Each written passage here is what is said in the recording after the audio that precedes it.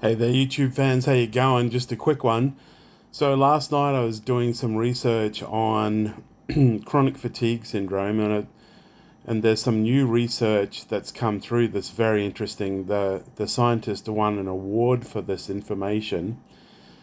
What they found in people with chronic fatigue syndrome or myalgic encephalomyelitis is that the microglia, some cells in the brain that are activated in like an immune system response are activated and the shape is changed. That's the first thing that they identified, which means that there is inflammation in the brain, right?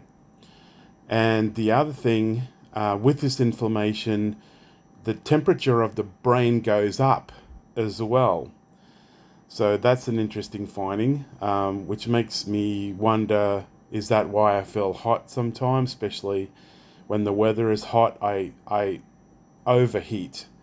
Well, it could be the fact that I'm big as well, but that probably doesn't help. And there was one other thing, forgive me, I'm still waking up.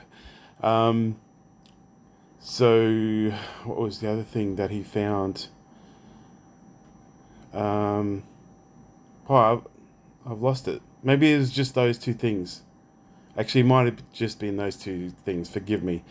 So the microglia and um, and the temperature of the brain higher.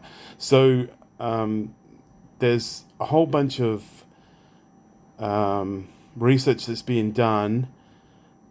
They said they really couldn't, like, trying to cool down the brain didn't really help because the skull is so thick. That didn't really help. But what makes me wonder whether if you're in a colder climate, whether that would help you.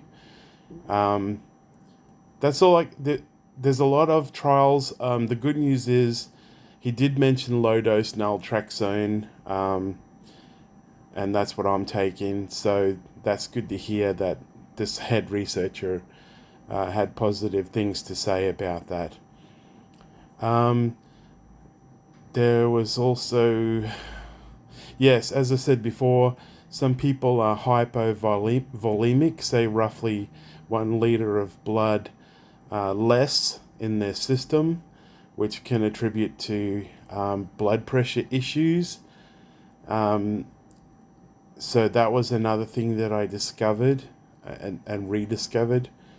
And some people have what's called non-dipping syndrome, where this is people with chronic fatigue, or yeah, I think it's chronic fatigue, where your blood pressure is supposed to lower at night, but it doesn't. It just continues on being high, and sleep apnea also affects blood pressure, whether it's treated or not. It can still affect blood pressure. So those are some of the things that I found yesterday.